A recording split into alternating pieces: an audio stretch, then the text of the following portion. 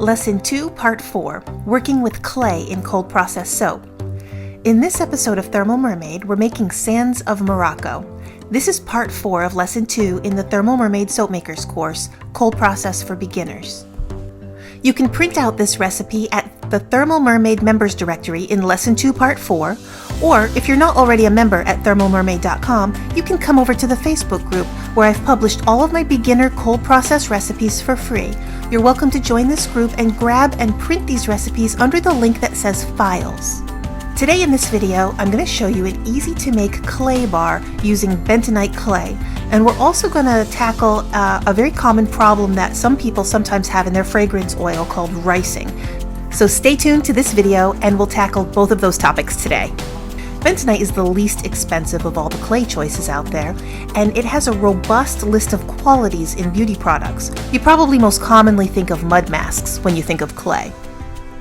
When I worked for many years as a field archaeologist, I would find pieces of pipes made from kaolin clay, and these were common in the 17th and 18th centuries. They had long stems and a small tiny bowl at the end that you'd pack with tobacco and light up, and they'd be sold for just a few pennies at any market or grocer, and they were usually disposable, so you find them in broken pieces in the ground all over the place where men would be working.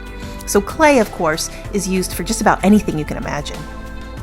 In soap and other beauty products, it has beneficial properties. Specifically, it's good for oily or acne-prone skin. The minerals that make up its consistency are absorbent, and they soak up oils, dirt, moisture, and impurities. This is sort of like the same reason you sprinkle baking soda on an undesirable spill on the carpet. Clay does the same thing on your skin. So as I mentioned, in this recipe we're using bentonite clay, which is actually a volcano ash typically found in Montana. It's a fine gray powder, and in America it's less expensive than the other clays, and this is probably because it's a domestic product. Different clays in beauty care tend to come from very specific parts of the world, and much of that cost is shipping and imports. So more or less expensive clays may vary depending on where you live in the world, so the price that you're paying has more to do with transportation and not as much to do with whether rose clay works better than bentonite clay. So when you're buying these ingredients, keep in mind that a higher price does not necessarily mean a better quality. The clay that you prefer is more about your experience and your preference in that product. The recipe I'm using today is a thick and hearty oil recipe. Clays will naturally thicken up any recipe, and this makes the bar heavier, so the designs I use with clay are usually an easy spoon swirl or a layered effect. Because the recipe is so simple, I'm using a fragrance oil that smells exotic and incredible, but it's known for heavy ricing. So far, we've used fragrance oils that have been well behaved, but there is a time and place for fragrances that don't behave. And we'll see if we can get this one to rice so I can show you what that looks like and how we can still make those work beautifully. In this recipe, I'm making a 3-pound loaf that can be cut into 11 bars when finished. The fragrance oil is Sands of Morocco from Crafter's Choice number 174, which smells like sandalwood and musk, and we'll be using a Moroccan desert color like orange and yellow. First, we'll start by combining the lye crystals with cold distilled water. We're using 18.24 ounces of water and 6.77 ounces of lye. Because we have a finicky fragrance oil, I definitely don't want to start taking shortcuts, so I need to make sure that this cools to room temperature before we move forward. Next, we'll make the oil combination.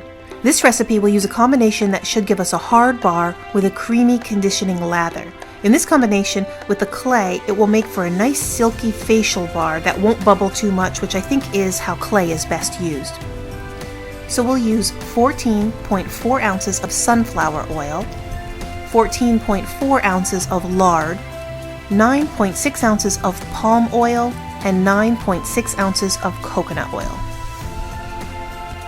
Once these have cooled to a temperature within 15 degrees of each other, we'll blend with a stick blender until they're emulsified.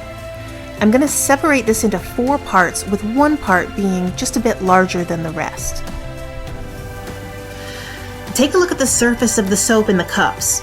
You'll see that there's still a slick, oily sheen floating to the surface, and this means that the oil isn't completely mixed with the lye water.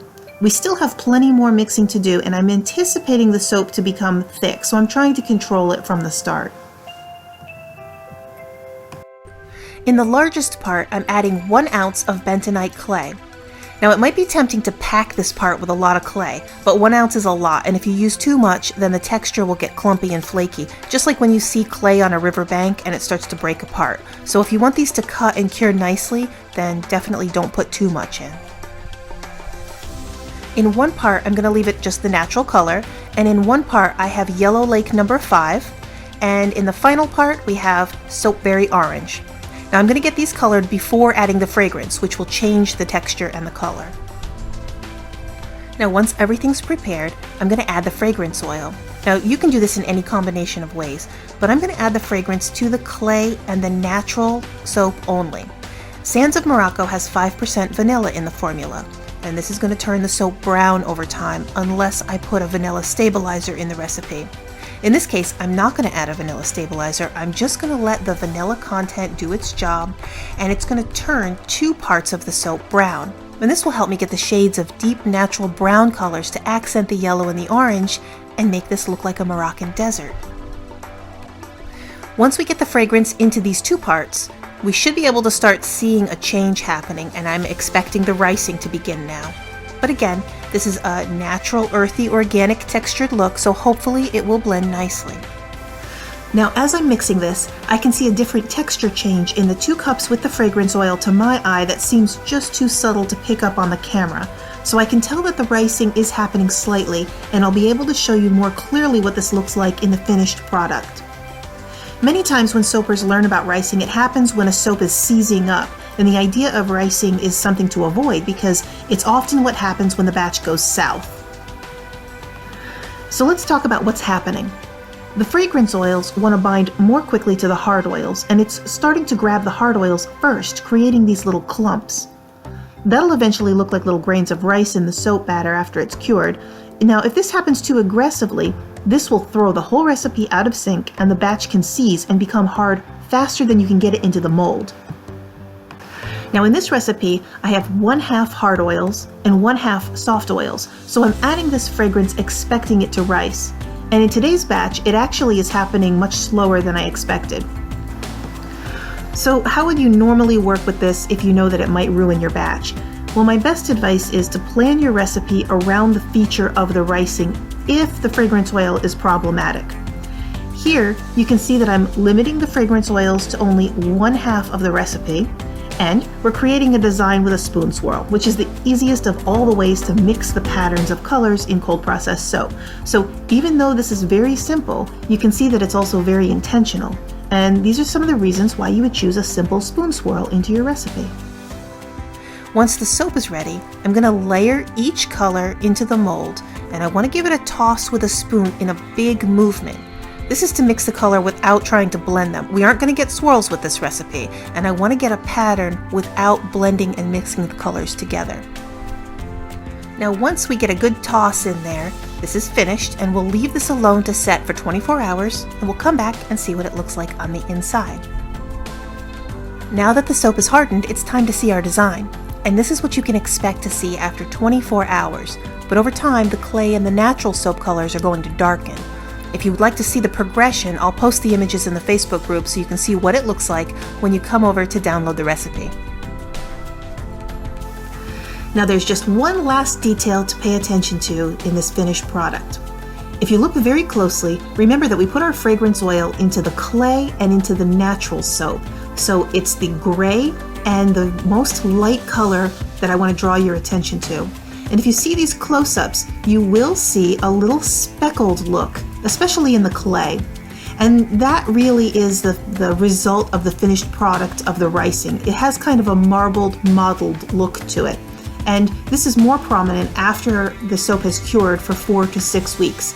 And in the case when you're making a design that's like a natural layered earth look, I think that the feature actually accentuates the design and it looks quite beautiful.